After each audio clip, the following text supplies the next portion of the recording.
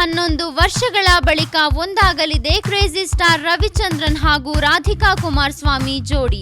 Rudra Tandava, Sweety ಚಿತ್ರಗಳ ಬಳಿಕ ರಾಧಿಕಾ ಕುಮಾರಸ್ವಾಮಿ ಯಾವ ಚಿತ್ರಗಳನ್ನು ಒಪ್ಪಿಕೊಂಡಿರಲಿಲ್ಲ. ಸಿಡಿ ಮಾಡಿ ಕೊಟ್ರಿ ಮೇಡಮ್ ನಿಮ್ಮ ನಾಗುನ, ತುಂಬಾ ಬೇಜಾರಾದಾಗೆಲ್ಲ ನಾನು ಕೇಳಿಕೊಳ್ತೀನಿ.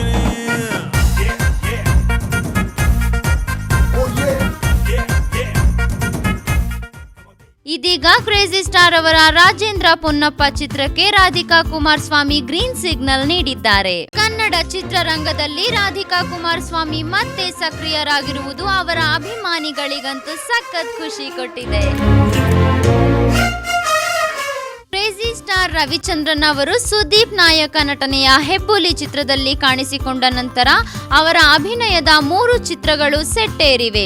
ರವಿಚಂದ್ರನ್ ಅಭಿನಯದ ಈ 3 ಚಿತ್ರಗಳಲ್ಲಿ 2 ಚಿತ್ರಗಳಿಗೆ ಇತರ ನಿರ್ದೇಶಕರು ಆಕ್ಷನ್ ಕಟ್ ಹೇಳಿದ್ದು, ರಾಜೇಂದ್ರ ಪೊನ್ನಪ್ಪ ಚಿತ್ರವನ್ನು ಮಾತ್ರ ಅವರೇ ನಿರ್ದೇಶನ ಮಾಡುತ್ತಿದ್ದಾರೆ. ನಟಿ ರಾಧಿಕಾ ಕುಮಾರಸ್ವಾಮಿ ಅವರು ಅಂತಿಮವಾಗಿ ರಾಜೇಂದ್ರ ಪೊನ್ನಪ್ಪ ಚಿತ್ರದ ನಾಯಕಿಯಾಗಿ ಆಯ್ಕೆಯಾಗಿದ್ದು, ಶೀಘ್ರದಲ್ಲಿ ಚಿತ್ರೀಕರಣಕ್ಕೆ ಆಗಮಿಸಲಿದ್ದಾರೆ ಎಂದು ಮೂಲಗಳಿಂದ ತಿಳಿದಿದೆ.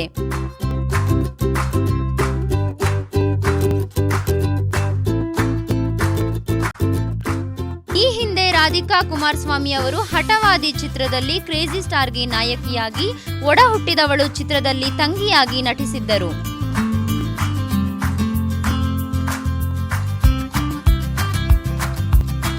ಈಗ ರವಿಚಂದ್ರನ್ ರವರು ನಟನೆ ಮತ್ತು ನಿರ್ದೇಶನದ ಜೊತೆಗೆ ನಿರ್ಮಾಣ ಮಾಡುತ್ತಿರುವ ರಾಜೇಂದ್ರ ಪೊನ್ನಪ್ಪ ಚಿತ್ರದಲ್ಲಿ ನಾಯಕಿಯಾಗಿ ಅಭಿನಯಿಸಲಿದ್ದಾರೆ.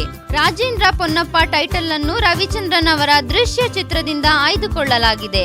ಈ ಚಿತ್ರದಲ್ಲಿ ಅವರು ಕ್ರಿಮಿನಲ್ ಲಾಯರ್ ಆಗಿ ಪಾತ್ರ ನಿರ್ವಹಿಸಲಿದ್ದಾರೆ. ಸ್ನೇಹ, JTV ನ್ಯೂಸ್.